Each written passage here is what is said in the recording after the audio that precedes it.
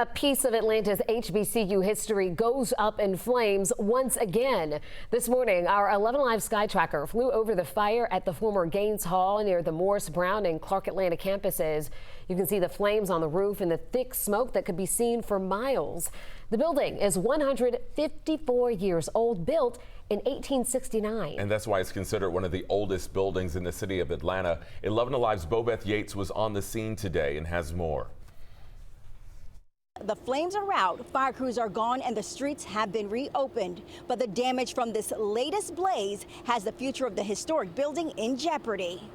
It's hard to see history continues to burn. Atlanta resident Helen William Boston says from her home she could see flames and smoke engulf the historic building built back in 1869. It was the first permanent building on the campus of Clark Atlanta University. Ferber Cottage is what is burning, and it's attached to Gaines Hall.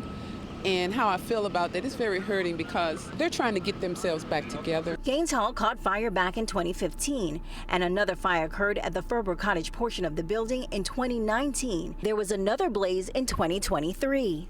And this time around, fire officials say they aren't taking any chances. It was a fire, fully engulfed, flames coming out. So we knew immediately, because of the prior history with it, to go defensive all the way. And that's why you see the ladder pipes. We have 3 ladder trucks fighting that fire defensively.